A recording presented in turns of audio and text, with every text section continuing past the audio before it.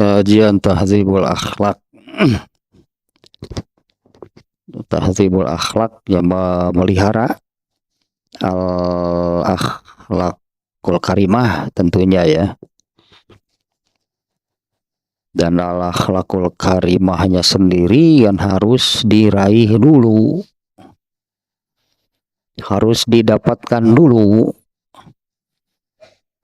Nah, apabila sudah mendapatkannya, nah maka ya peliharalah ya al-akhlakul karimah tersebut.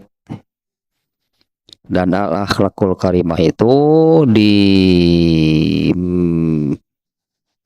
diraihnya gitu ya, didapatkan dengan cara membiasakan adab Islam, membiasakan ajaran Islam, atau ya mengamalkan adab atau ajaran Islam secara konsisten ya, hingga menjadi biasa. Itu dalam pengamalannya itu menjadi biasa ya, mengamalkan adab atau ajaran Islam ya dengan konsisten hingga menjadi biasa. Nah, maka terbentuklah al-akhlakul karimah ya, apabila ajaran Islam itu sudah meresap, melekat, mengakar ya di dalam diri ya, hingga menjadi warna diri. Nah, itulah al-akhlakul karimah. Nah, ternyata perlu tahzib ya, ternyata perlu tahzibul akhlak. Kalau yang sudah memiliki al-akhlakul karimah, ternyata kan perlu dipelihara. Kalau ibarat pohon ya, kalau tidak dipelihara ya bisa rusak, bisa kering, bisa mati. Nah, al-akhlakul karimah yang sudah didapatkan, yang sudah dimiliki juga itunya harus dipelihara. Nah, karena ini masalahnya juga nih ya. Karena untuk apa namanya ya, mestinya ya al-akhlakul karimah itu terus semakin tumbuh, semakin berkembang, buahnya semakin banyak, semakin lebat. Mestinya demikian gitunya, al-akhlakul karimah itu mestinya terus berkembang, terus tumbuh, terus berbuah semakin lebat, semakin banyak. Nah, kalau tidak dipelihara ya seperti pohon yang ada hamanya, ada ulatnya, pohonnya terganggu ya buahnya juga terganggu ya, buahnya juga terganggu, bisa jadi berhenti berbuah. Nah, yang bisa merusak, nah diantaranya nih ya, yang bisa mengganggu bahkan merusak al-akhlakul karimah yang sudah dimiliki itu adalah penyakit hati. Nah, ini hama, ini ulat nih, ini hama ulat ditulahnya kalau bagi pohon. Nah, penyakit hati ini tidak boleh ada. Kalau hama ulat itu kan harus dibasmi supaya pohonnya tidak terganggu. Ya, supaya pohonnya sehat dan bisa tumbuh itunya dengan optimal sehingga menghasilkan buah yang sempurna. Nah, mestinya demikian. Nah, ini penyakit hati itulah ya yang akan mengganggu, bahkan merusak gitu al-akhlakul yang sudah dimiliki. Ya, apalagi kalau al-akhlakulnya belum dimiliki, pohonnya artinya belum sampai kepada berbuah, masih terus gitunya pohonnya itu masih terus tumbuh lah gitu ya. Ya, artinya pohonnya ini masih, atau al-akhlakul karimah itu belum didapat, tapi sedang gitu mengarah ke arah sana gitu ya. Sedang mengarah itu kepada meraih mendapatkan al-akhlakul karimah. Nah, ibarat pohon kan hama, ulat, orang itu kan sudah ada sejak pohon itu baru keluar, baru saja ini berupa tunas yang keluar dari dalam benih, dari dalam biji-bijian pohon tersebut. Ya kan ulat itu nggak nunggu gitu, ulat hama nggak nunggu pohon ini besar dulu, ya langsung aja diganggu, langsung aja dimakan. Nah, apalagi yang ini ya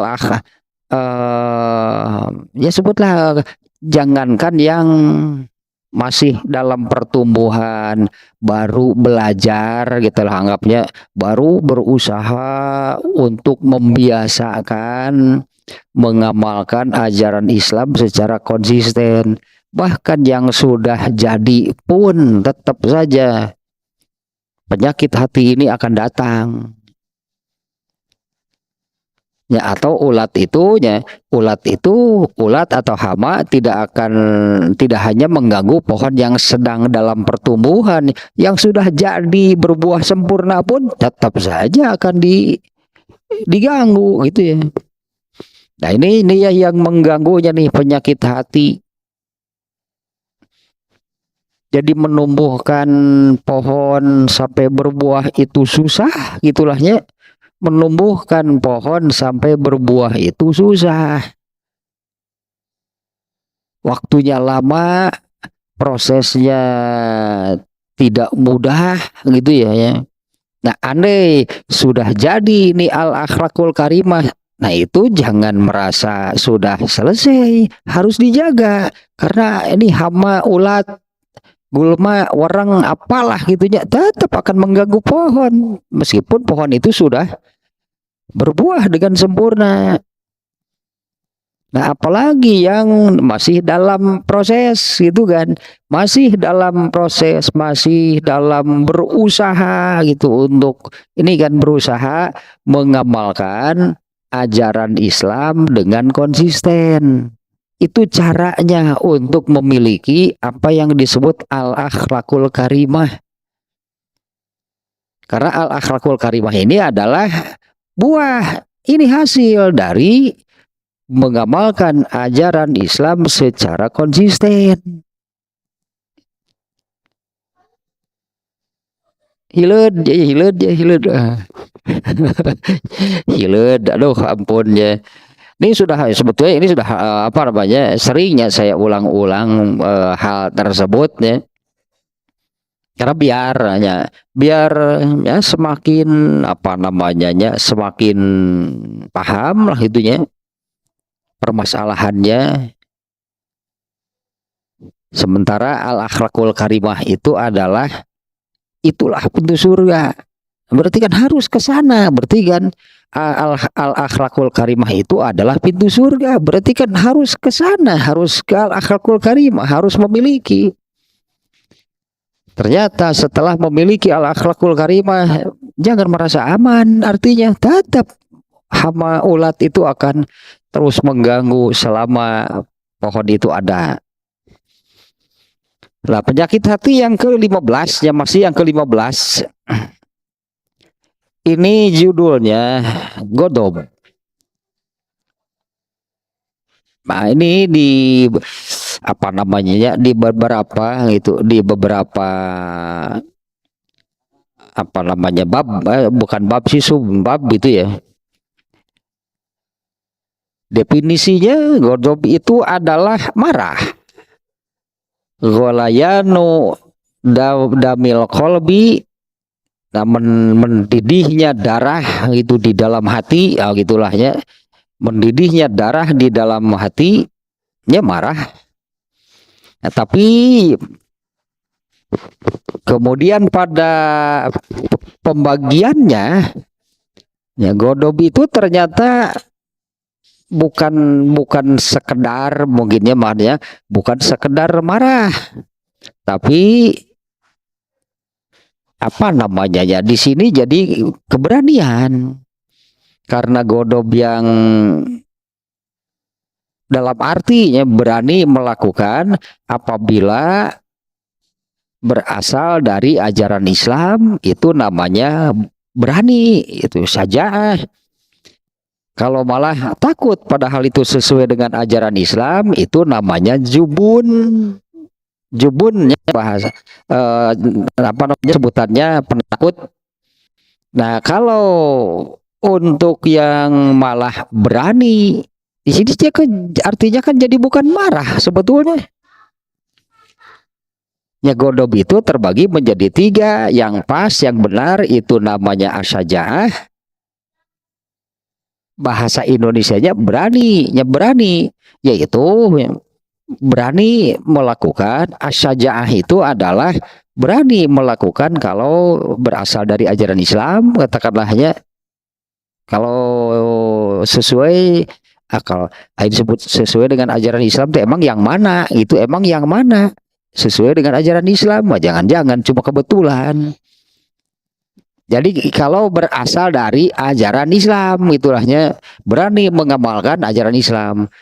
Nah, kalau yang jubun takut mengamalkan, padahal itu dari Islam, itu ajaran Islam, malah takut, malah nggak berani.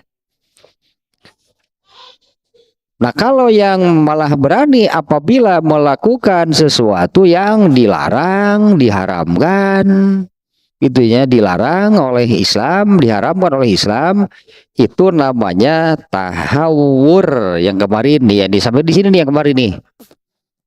Ya, tahawur itu adalah berani melakukan yang dilarang atau yang bertentangan dengan ajaran Islam.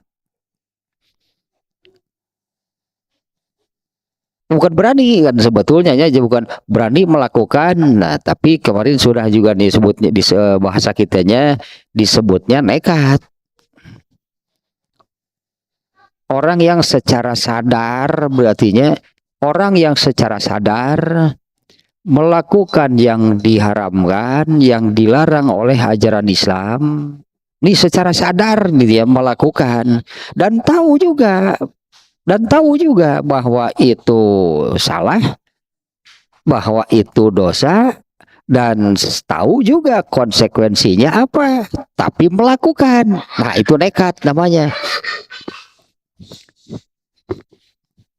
Itu nekat namanya ya, yang ya secara sadar lah sebutnya, secara sadar gitu melakukan apa yang dilarang, apa yang diharamkan oleh Islam. Tahu masalahnya, katakanlah demikiannya, tahu juga akibatnya, tahu bahwa itu salah, tahu bahwa itu melanggar, tahu bahwa itu dosa, tahu juga konsekuensinya, tapi secara sadar dia melakukannya. Nah, ini bukan berani, nuk itu mah nekat. Nah, yang seperti itu nekat. Nah, untuk mengobatinya nih, kemarin sampai di sini nih ya. Untuk mengobati at-tahawur. Ya, untuk mengobati at-tahawur itu ada 4. 1 dengan ilmu, 2 dengan amal, 3 menghilangkan penyebabnya, yang keempat memunculkan atau meraih, mengambil kebalikannya. Kebalikannya pasti saja. Ya, kebalikannya pasti saja. Ya, yaitu ya berani melakukannya itu kalau itu benar gitu menurut ajaran Islam, kalau itu diperintahkan oleh ajaran Islam. Nah, yang pertama nih, mengobati at-tahawur dengan ilmu. Ya, mengobati at-tahawur dengan ilmu nih nomor 1. Ilajul ilmiyu, ya mengobati at-tahawur dengan ilmu. Tambah lagi sedikitnya. Ini kan nekatnya, bahasa kitanya pas itunya nekat. Melakukan yang jelas-jelas dilarang, melakukan yang jelas-jelas diharamkan. Dan ketika melakukannya itu dia tahu dan sadar gitulahnya, tahu dan sadar, ya tahu itu salah, tahu itu haram, dia sadar juga, tahu juga akan konsekuensinya. Tapi nah biasanya karena ada pendorong yang lain. Karena ada pendorong yang lain. Sehingga mengalahkan kesadaran, mengalahkan ilmu, ya mengalahkan kesadarannya, mengalahkan ilmunya. Dalam di sini dalam arti kan dia tahu itu salah, dia tahu itu melanggar, tapi karena nih ada sesuatu lah sih lah. Seperti ini contoh-contoh jelasnya ya. Abu Jahal itu nekat, berarti Abu Jahal nih nekat. Dia tahu nggak dia salah? Tahu. Dia sadar nggak? Tahu. Dia tahu nggak? Dia sadar. Dia tahu nggak akibatnya apa? Ya Abu Jahal itu nekat. Eta contoh tahur mah. Abu Jahal itu nekat karena langkah atau jalan yang dia ambil itu jelas berseberangan dengan Islam, melanggar Islam. Nah Abu Jahal tahu nggak itu salah? Ya. Abu Jahal nih ya, tahu apa yang di langkah yang diambilnya itu salah. Sadar nggak Abu Jahal? Mencukur Abu Jahal teh ngalinur gitu teh. Sadar betul bahwa dia itu mengambil jalan yang salah. Apa Abu Jahal tidak tahu akibatnya? Oh, tahu persis. Konsekuensinya tahu. Nah, apa sih yang menyebabkan Abu Jahal nekat? Itulah berbuat demikian. Ada penyebabnya. Nah, nanti itu di nomor 3. Hilangkan penyebabnya. Maka tahawurnya akan hilang. Itu kan nanti nomor 3 nih ya. Nah, contohnya Abu Jahal aja. Tahu itu salah. Melakukannya secara sadar. Tahu juga konsekuensinya. Tapi dilakukan juga. Melakukannya itu dengan kesadaran bahwa dia sedang berbuat salah. Bahwa dia sedang melanggar. Tapi kenapa dilakukan juga? Nekat. Anggar disebut teh. Nah, atuh bet nekat. Nah, ini yang dengan ilmu dulu nih. Yang pertama, mengobati at-tahawur dengan ilmu. Wa huwa ma'rifatu afatihi wa fawaizi kazmil goiz. Yaitu mengetahui akibat buruknya. Ya, dari ilmu normatif kan. Ilmu itu hanya seperti ini menurut ilmu gitu ya. Menurut ilmu at-tahawur itu begini masalahnya. Jadi kalau mau mengobati secara ilmu artinya ikuti apa yang diterangkan oleh ilmu tersebut. Berarti ilmu itu ibaratnya begini nih teorinya nih, begini nih normatifnya. Nah, orang yang kena misalnya ini kan penyakit hatinya. Orang yang kena oleh tahawur lalu diberitahu cara mengobatinya begini nih ilmunya. Kan soal apakah ilmu itu dijalankan atau tidak, nah itu kembali kepada orangnya sendiri. Nah, kalau secara ilmu wa huwa ma'rifatu afatihi. Bagaimana cara mengobati tahawur dengan ilmu? Harus atau mengetahui akibat buruknya. Karena ibaratnya kalau mengobati dengan ilmu kan hanya sudah ini teorinya. Karena Abu Jahal tahu akibat buruknya. Abu Jahal tahu persis. Karena dia akan mengatakan, aku yakin bahwa Muhammad itu benar. Aku yakin bahwa Muhammad itu Rasulullah. Muhammad itu benar. Nah, sementara Abu Jahal banyak mengetahui ayat-ayat Al-Quran yang disampaikan oleh Rasulullah selama di Mekah, yaitu ayat-ayat yang isinya menyatakan orang kafir masuk neraka dan abadi. Nah, Abu Jahal itu tahu. Abu Jahal tahu gak dirinya kafir? Tahu persis karena berdasarkan ayat-ayat Al-Quran, berdasarkan hadis yang disampaikan oleh Rasulullah. Dan Abu Jahal itu sering mendapatkan, sering mendengar ayat, sering mendengar hadis. Abu Jahal tahu persis dirinya kafir dengan konsekuensi masuk neraka dan abadi. Nah, teorinya gitu kan. Kalau menurut ilmu bagaimana? Kalau menurut ilmu justru buang pengingkaran, kan kafir itu mengingkarinya, buang pengingkarannya terhadap Islam. Tapi kan Abu Jahal tidak mengingkari soal benarnya. Abu Jahal tidak mengingkari soal benarnya Rasulullah, tidak mengingkari. Konsekuensinya sadar. Jangan paingan jahalnya. Ya Jahal deh, Abu Jahal deh si dungu lah gitu, si dungu lah. Dan Rasulullah SAW lah yang memberi, yang pertama kalinya memunculkan sebutan Abu Jahal itu Nabi. Nah karena memang demikian, dia mengakui Nabi Islam itu benar, dia mengakui Rasulullah itu benar, dia tahu dirinya salah, dia tahu konsekuensinya.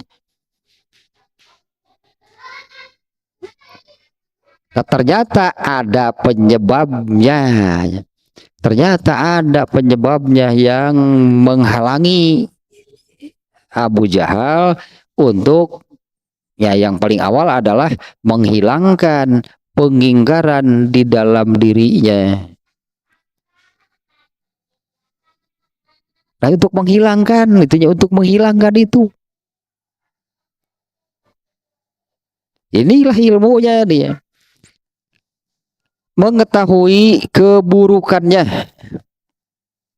wa fawaizi kadmil goiz, dan manfaat mengetahui keburukan al-ghadab dan mengetahui kebaikan manfaat dari menahan amarah.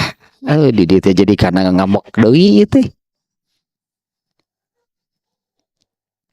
Adapun keburukannya dulu nih. Keburukan dari at-tahawur. Atau ini tahawurnya juga perlu diulang lagi kayaknya nih ya. Ya tahawur itu adalah Sologoto, apa namanya kemarin tanya no Sologoto Sembrono. Ya pada akhirnya kan dibilang nekat gitu ya. Karena itu kurang perhitungan,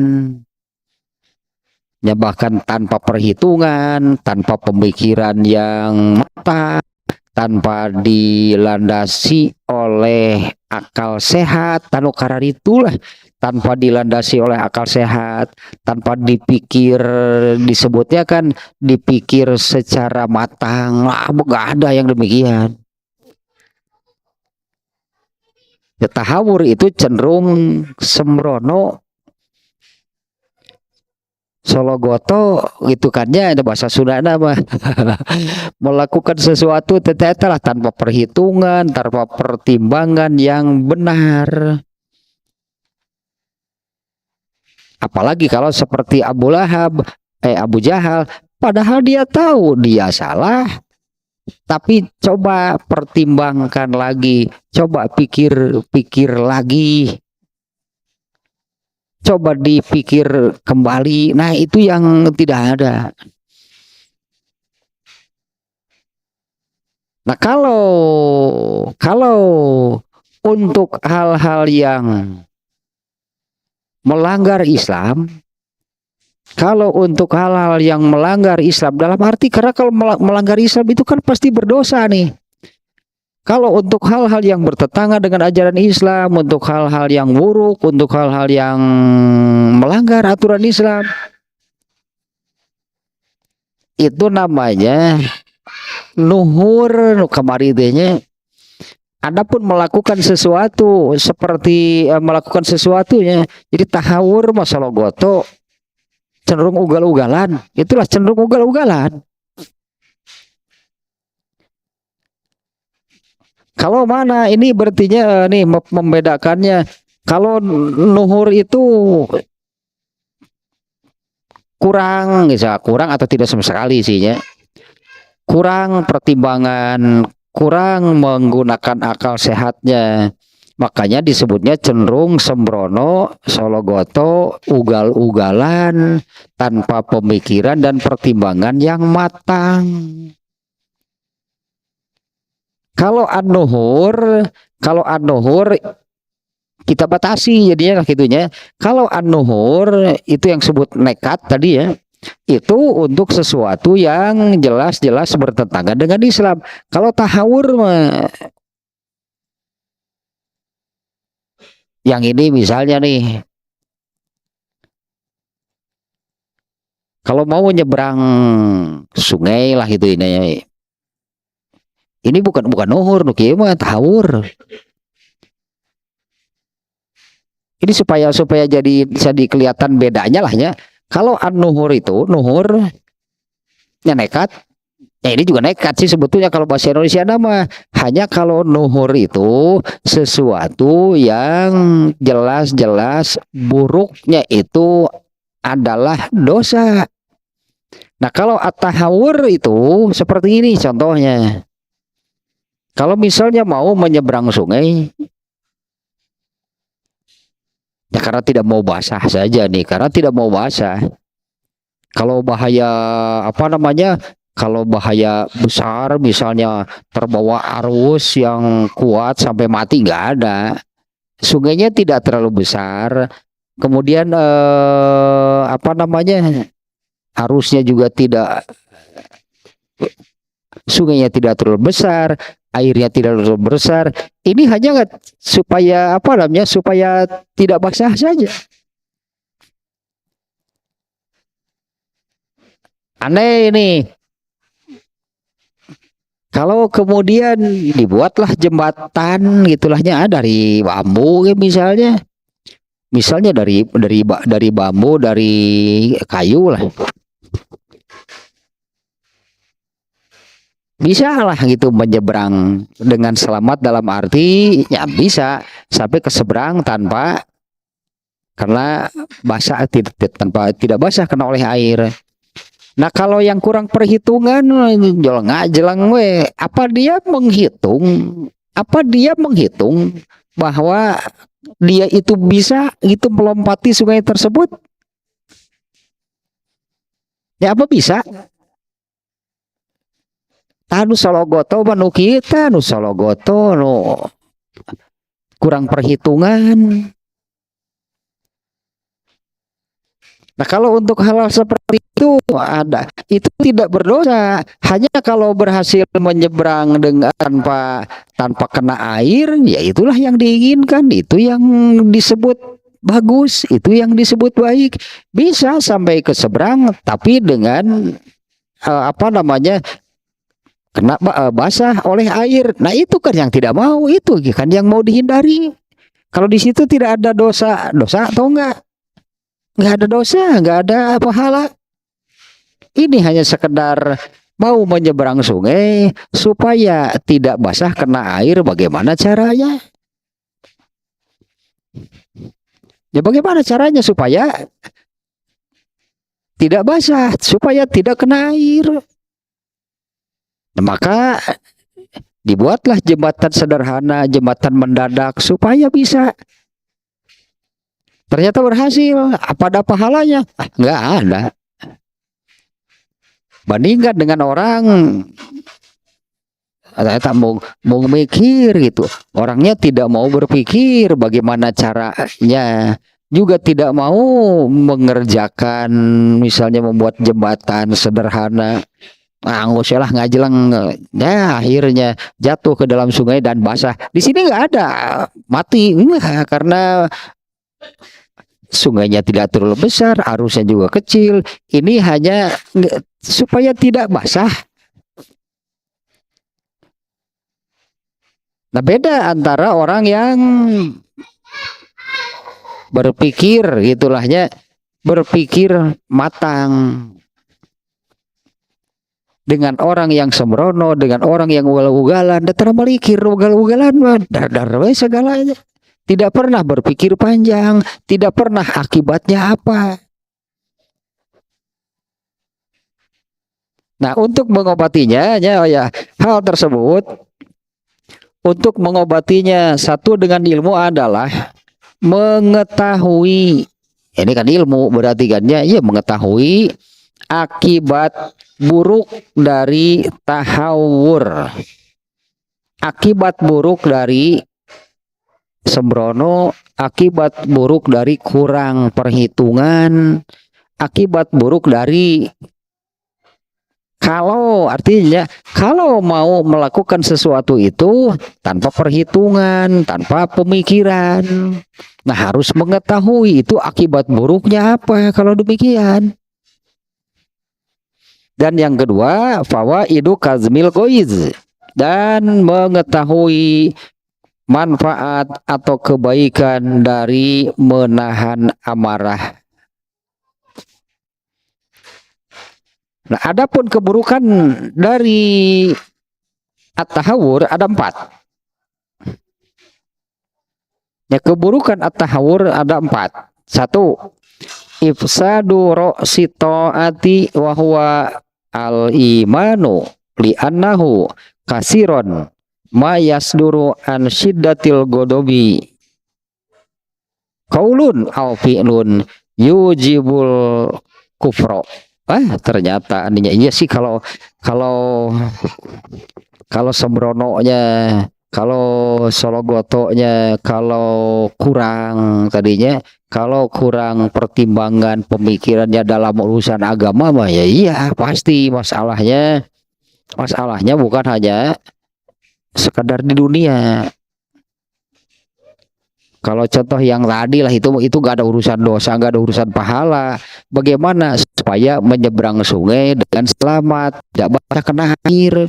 Karena di situ tidak ada resiko kehilangan nyawa, hanya sungainya tidak terlalu besar, airnya juga tidak, arusnya juga tidak deras. Itu hanya supaya menyeberang, ya, menyeberangnya itu jangan sampai basah kena air. Itu ya, kalau yang seperti itu nggak ada pahalanya.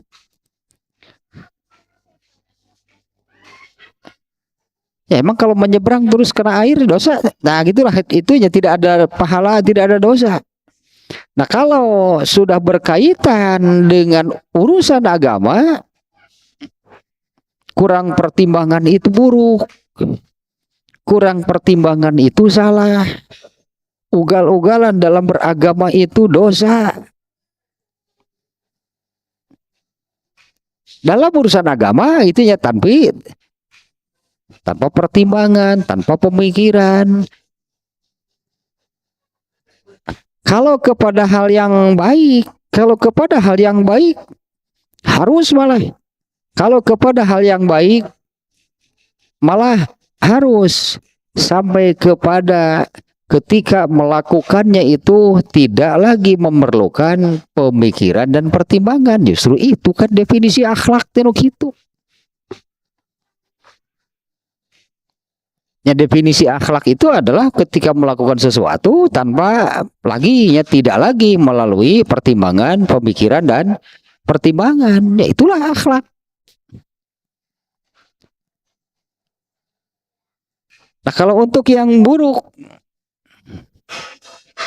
sama juga sih sebetulnya, sebutannya untuk hal yang buruk juga ya gitu, jadi akhlak. Artinya orang yang sudah terbiasa melakukan hal yang buruk. Nah, ketika melakukannya itu sudah tidak lagi memerlukan pertimbangan dan pemikiran, dar kanu goreng tidak biasa. Yang pertama, keburukan dari tahawur adalah ifsadu ra'si ta'ah, merusak pondasi ketaatan, merusak pokok ketaatan, pokok mungkin lah ya, merusak pokok ketaatan.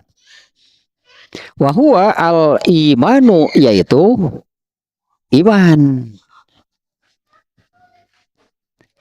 Sepertinya gitu, seperti yang tidak ada kaitan gitunya antara hal yang tadi. Kalau menyeberang sungai supaya tidak basah bagaimana?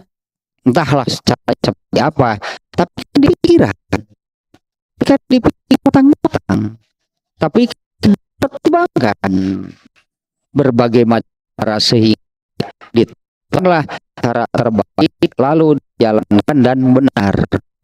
Menyeberang sungai tahkan air. Pemikiran demikian. Bedakan tadi orang yang sembrot lah nyeun mau ngajelang we. Ya kumaha leumunteun nepi alah kumangke. Nah, yang seperti itu.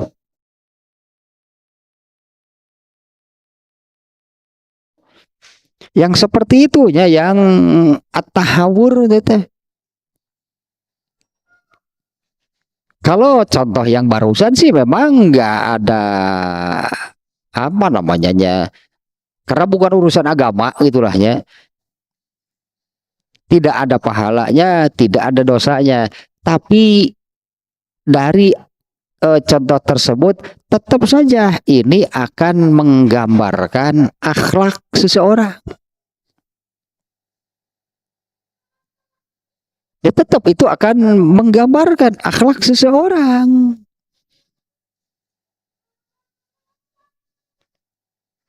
Nah, akhlak maupun kebiasaan. Jadi ya kebiasaan demikian ya. Kalau orang yang biasa mempertimbangkan segala sesuatu mungkin ya. Kalau orang yang terbiasa nih mempertimbangkan segala sesuatu itu dengan matang, dipikirkan bagaimana benarnya, dipikirkan bagaimana dampaknya, apa resiko keburukannya. Kalau itu dimulai, nah sebut dimulainya, apabila hal demikian itu dimulai dalam urusan agama, karena urusan agama itu kan masalahnya di situ ada pahala atau dosa. Jadi harus dipikirkan secara matang. Harus dipertimbangkan dengan baik karena ini urusan dengan urusan agama, urusan ibadah itu masalahnya ini jadi pahala atau jadi dosa. Tapi kebiasaan, nah kan akhlaknya itu akan terbawa kepada hal-hal di luar agama.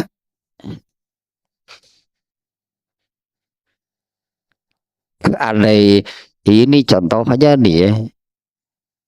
Sudah agak lama juga nih yang nggak terungkit nih masalah ini, tidak terbawa. Ini ya di siang ini nih. Tahjir soal tahjir. Padahal keutamaannya kan luar biasanya. Tahjir ini salah satu nih. Tahjir itu adalah salah satu dari 7 kelompok orang yang akan mendapat perlindungan dari Allah pada hari kiamat.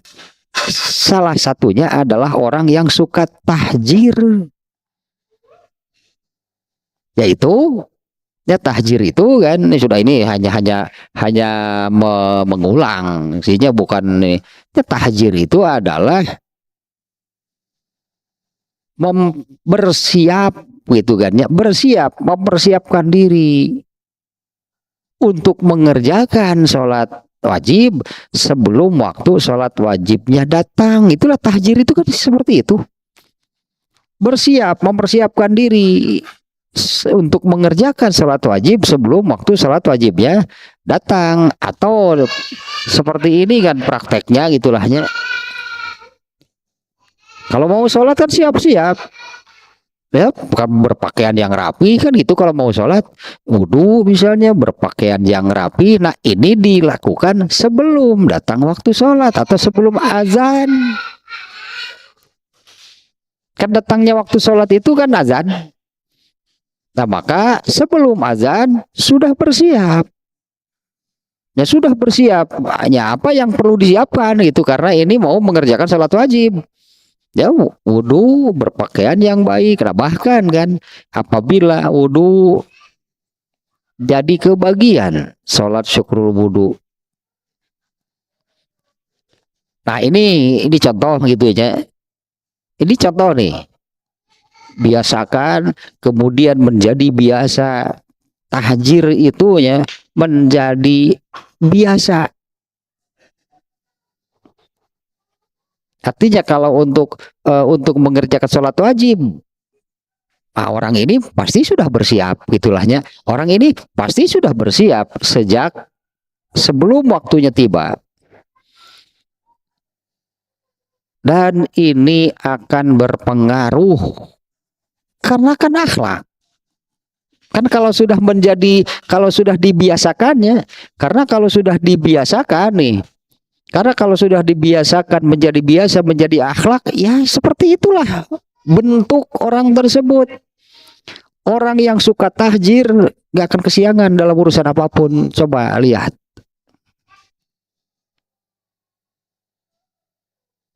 Orang yang suka tahjir, dia gak akan kesiangan dalam urusan apapun. Tapi lamun kaburangan deui pasti tara tahjir sok geura. Coba saja lihat. Sebetulnya unggal urusan naon teh kan kaburangan dibentuk gitu, dibentuk akhlaknya itu kalau di dalam Islam oleh sholatlah tepat waktu. Islam teh mengajarkan on time, berarti kan sholatlah tepat waktu karena segala geura sok.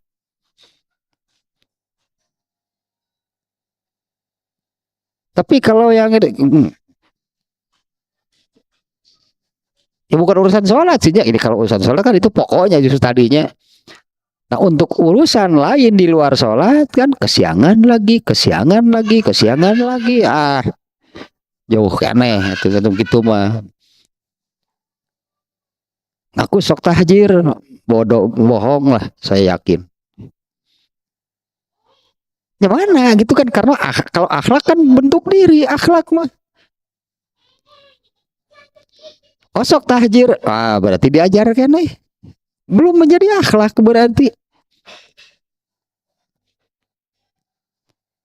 Ya justru ya bukan sholat mah pemimpin seluruh amal. Bagaimana sholatnya? Bagaimana sholat seseorang, lihatlah amalan di luar sholatnya. Bagaimana amalan di luar sholat seseorang, lihatlah sholatnya. Gitu itu mah. Sehingga kumaha sholatna, lihatlah amalan di luar sholatnya. Itu akan menunjukkan, mengindikasikan sholatnya seperti apa. Atau kalau misalnya dengan sholatnya, lihatlah sholatnya. Sebetulnya ini cukup untuk kalau kita tidak melihat amalan orang itu ya di luar sholatnya, tinggal lihat sholatnya. Bolak-balik sebetulnya bisa dijadikan penilaian. Kalau di luar sholatnya nggak benar, itu tidak ada sholatnya gitu benar, pasti gitu. Atau sebaliknya, melihat orang yang sholatnya nggak benar, dijamin lah amalan di luar sholatnya juga pasti nggak benar. Nah kembali ke sini nih, ifsadu ro'sito'ah, ini akibat buruk dari tahawur. Yang pertama, ifsadu ro'sito'ah, merusak pokok ketaatan, wahwa al-imanu, yaitu iman. Ya artinya kan jangan dikira nggak ada kaitan, ternyata jangan dikira nggak ada kaitan.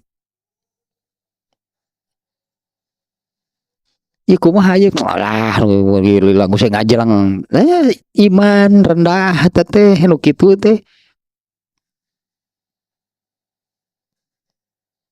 Karena kalau orang yang bertakwa imannya tinggi, segala sesuatu itu pasti penuh perhitungan. Orang yang bertakwa itu orang yang hati-hati. Orang yang hati-hati itu adalah orang yang selalu nih berpikir matang, selalu berpikir kayak itu resiko cilaka nak kumaha. Nah, itu diantisipasi. Itulah orang yang bertakwa. Kan kebalikan kan dari orang yang sembrono, orang yang sembrono memikir celaka. Kan enggak kan, namanya juga sembrono kan. Gak pikir, gak pikir celaka, nggak mikir ini ada resiko, ada bahayanya. Malah alhamdulillah, nggak sih karena itu pokoknya mah geus bener aman. Alhamdulillah ulang-ulang we, pan orang mas. Ya orang yang bertakwa beda. Orang yang bertakwa itu orang yang hati-hati, penuh perhitungan.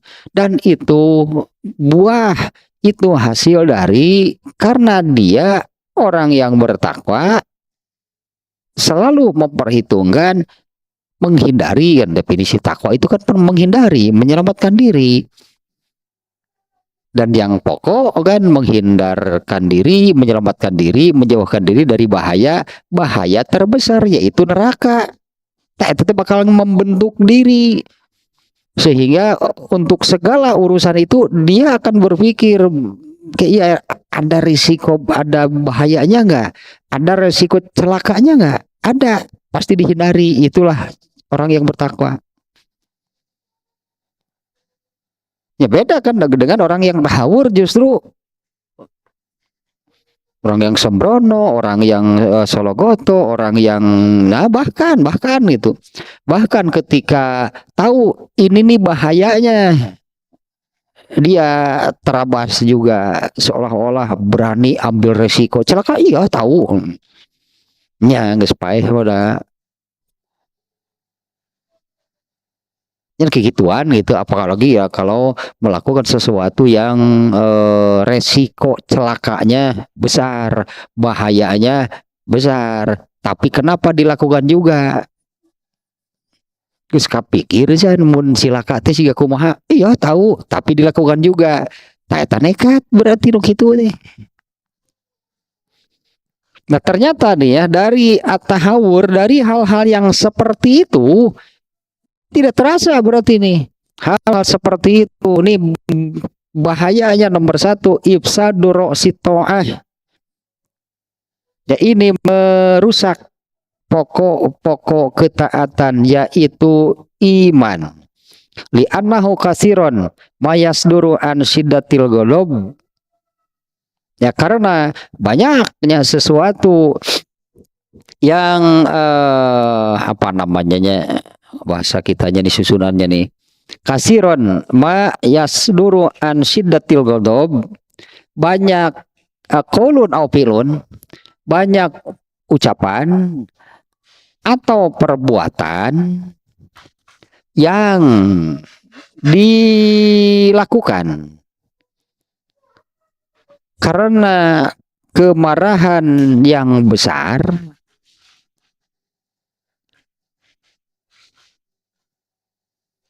karena kemarahan yang besar atau nawannya sedang emosi gitu, apalah sebutannya gitunya. Li'anna kasiron li'annahu kasiron mayasduru an syiddatil ghadab qaulun aw fi'lun, jadi ucapan ataupun perbuatan, jadi tidak sedikit ucapan atau perbuatan yang muncul karena sedang emosi, karena godob yang besar, yujibul kufro, itu apa yujibu di sini asalnya mewajibkan, ya, memastikan, pastilah itu memastikan kufur. Nah, kemarinnya kufur bukan hanya kufur i'tiqadi, kufur mah dosa besar. Ya di dalam Islam ya, di dalam Islam ini atau Allah menyebut apa namanya, ada kufur i'tiqadi, ada kufur amali. Kemarin ya kan dalam kitabul iman ya. Tidak sedikit ucapan atau perbuatan yang muncul yang disebabkan karena godob yang besar. Kalau dalam hal ini ya, dalam karena apa namanya, dalam keadaan emosi atau ketika sedang marah besar, yujibul kufro, ini mewajibkan, memastikan, mengharuskan, memastikan kufur. Nah, kufur di sini bukan artinya keluar dari Islam ya, tapi kena oleh dosa besar. Sesuatu yang dilakukan, ucapan atau perbuatan yang dilandasi, yang didasari oleh syiddatul ghadab. Ya, karena kemarahan yang besar, karena sedang emosi. Yujibul kufro, ini memastikan, mengharuskan kufur.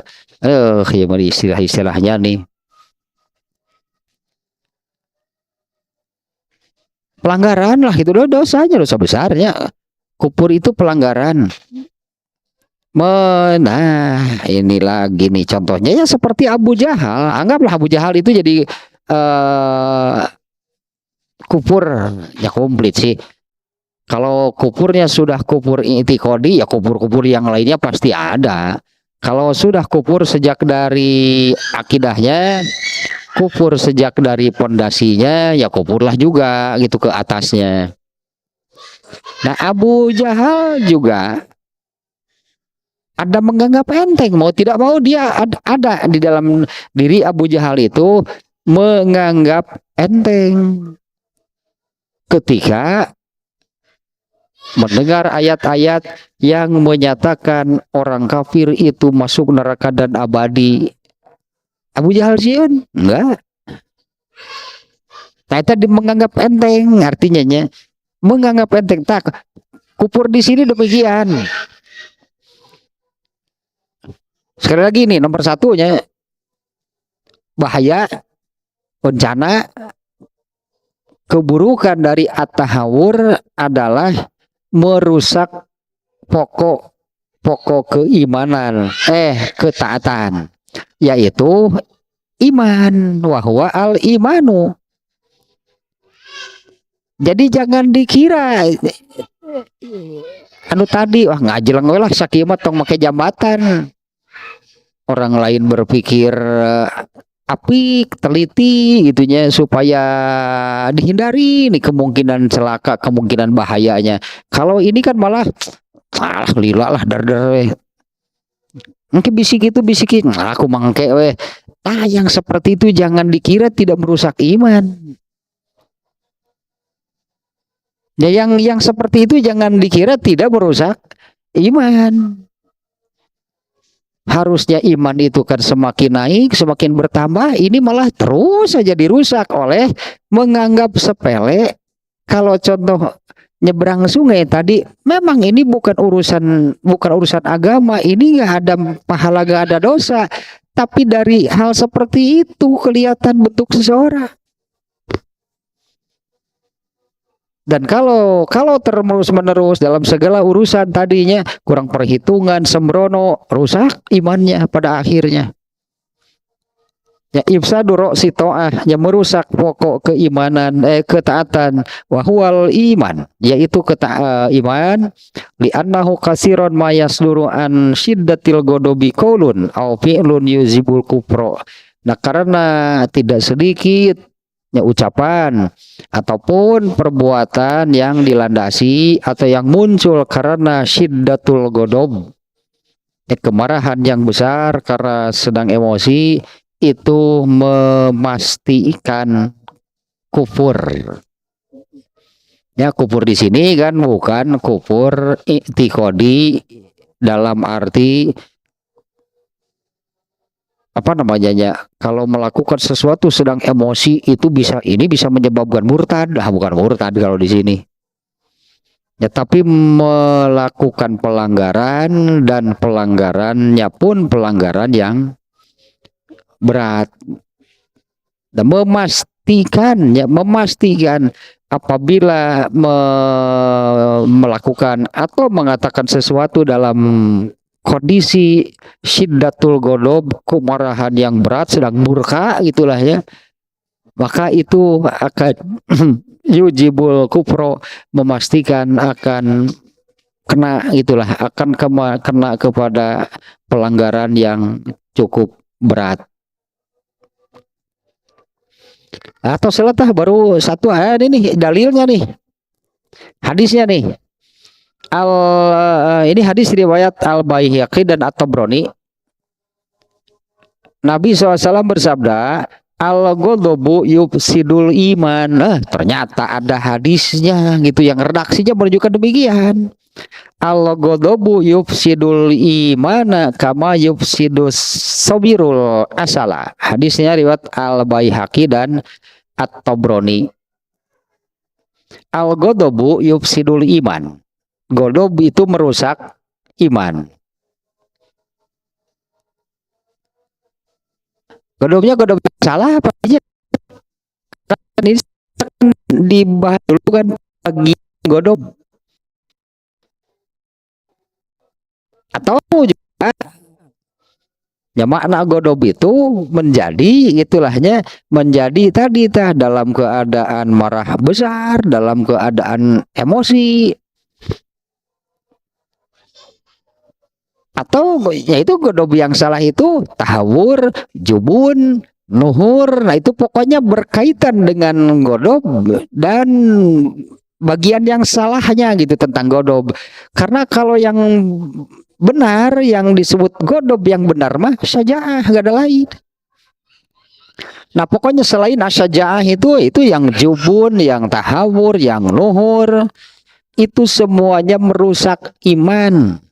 Yang jubun merusak iman, karena itu juga kan jubun juga ghadab, yaitu ghadab yang rendah. Nu eta mah justru malah takut, malah tidak berani melakukan apa yang diperintahkan, ditetapkan oleh Islam.